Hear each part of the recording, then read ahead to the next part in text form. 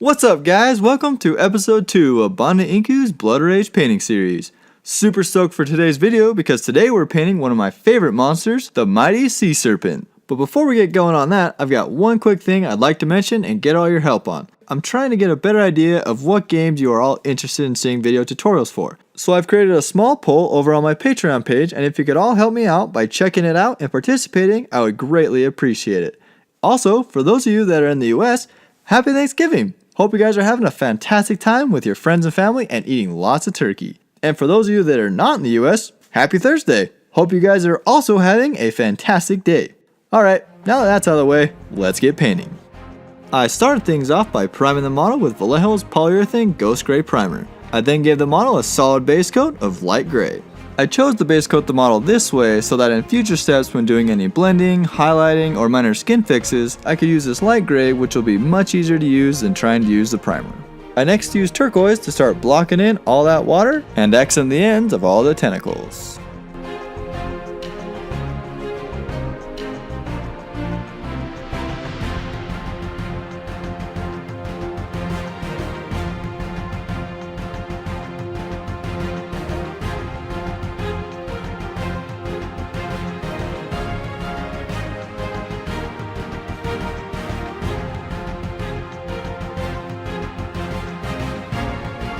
I then masked off all the skin using some silly putty and started creating some subtle highlights using a 1-to-2 mix of turquoise and blue-green.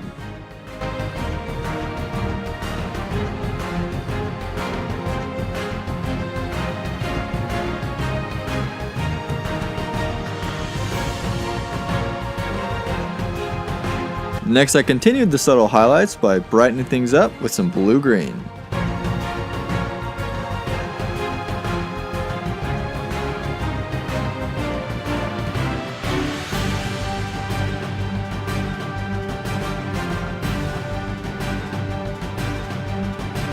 I then brighten it up just a little bit more with a 1-to-2 mix of blue-green and dead white.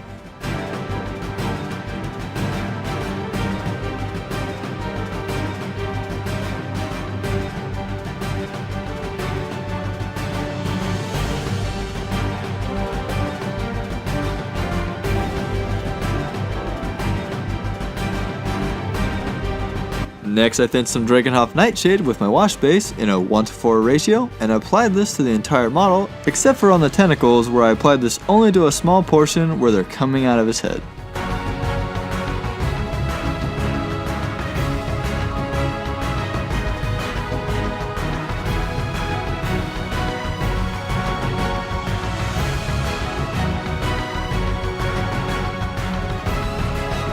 Once that wash had fully dried, I used some thin turquoise to start picking out all those edges and flatter areas on the lower third of the water.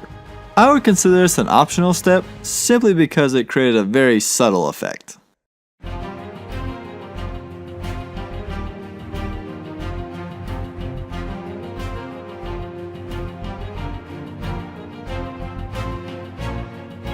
I then started to brighten things back up by picking out some of those details with a couple coats of blue-green glaze. Dare you guys to say that a bunch of times.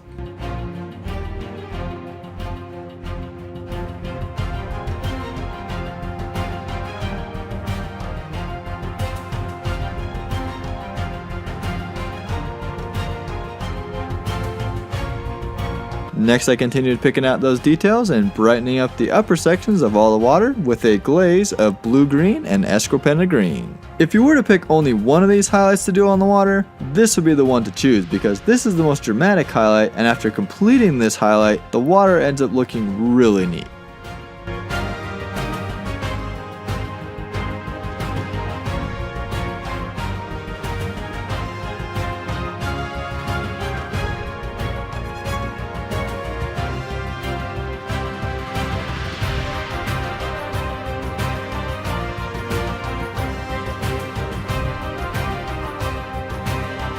I then applied a dry brush of light gray to help smooth out some of those transitions and start bringing out the details on the skin and the waves.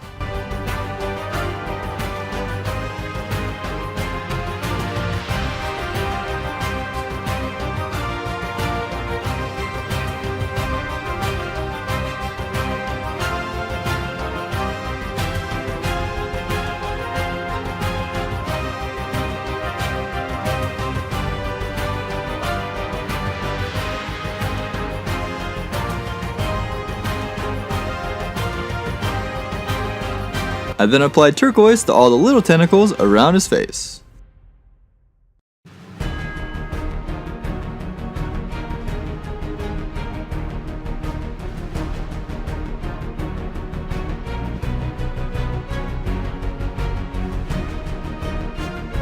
Then I highlighted the ends of those tentacles with some blue-green.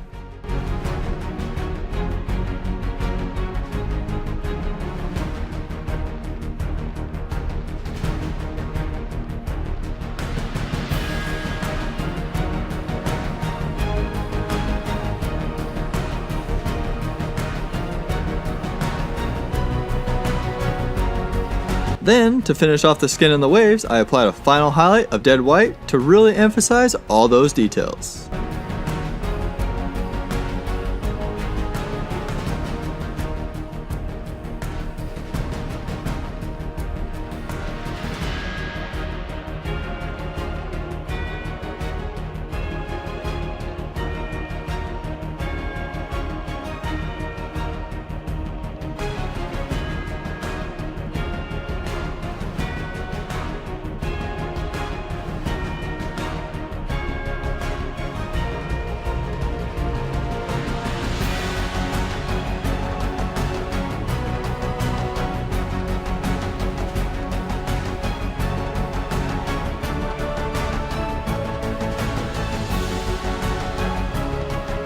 Next, I base coated all the parts of the mouth with a 2-to-1 mix of bloody red and purple.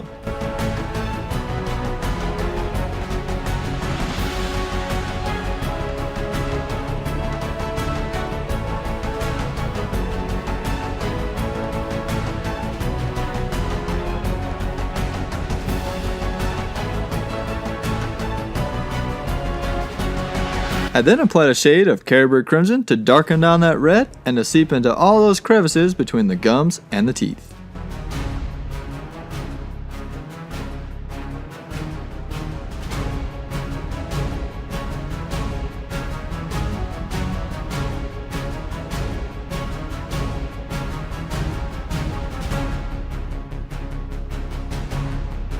After that shade had dried, I started picking out the details of all the outer parts of the gums using bloody red.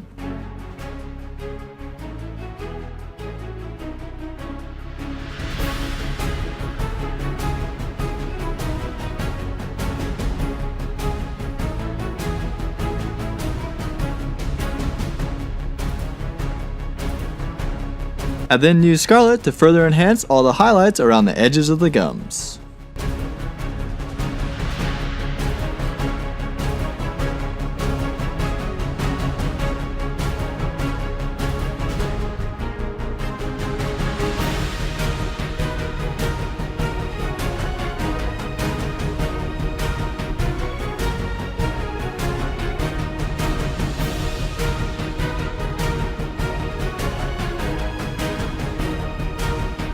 Next, I grabbed my pink and started base coating the tongue, being very careful not to get any of this color on the gums or the inner part of the mouth.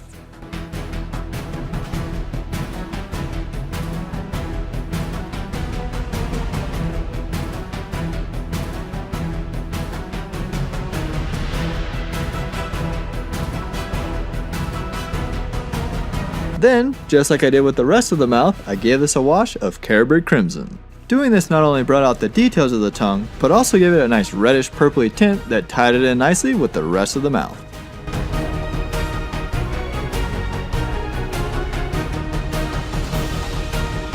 Next, I mixed together some Warlord Purple and some pink in a 1-to-1 ratio and applied this to the end of the tongue and along the sides to create a nice mid-tone.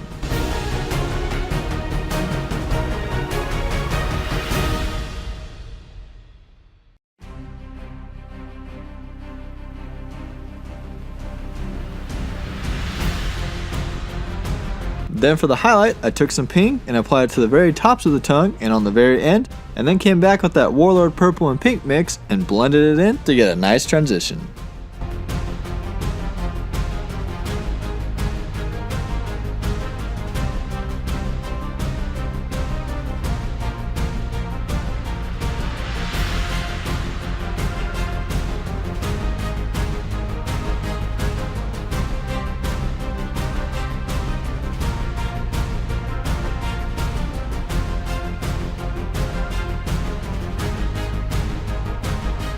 Next I grabbed some Bonewhite and started picking out all the teeth.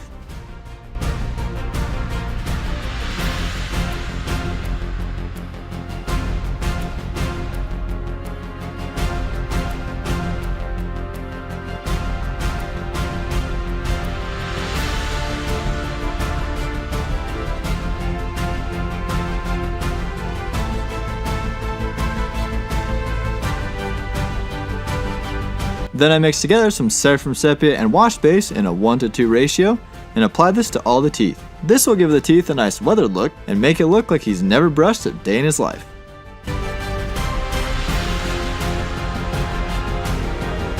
With the mouth now complete, the last thing left to do are the eyeballs. For these, we're starting off with some yellow ink and dropping a dab in each eye. This is by far my favorite way of painting yellow. All you have to do is undercoat with a little bit of white, throw down some yellow ink, and you get a nice, vibrant yellow. Next I grabbed my micron pen and drew a line near the front third of each eye to create those crazy pupils.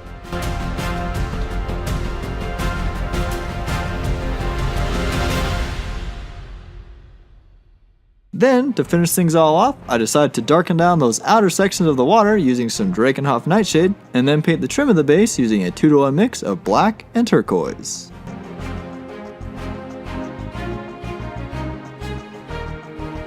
And there you have it, the Sea Serpent is now complete. Thank you guys for joining. I hope you enjoyed this video. If you like this video, go ahead and hit that like button down below and leave me a comment. Let me know what's your favorite part of this model.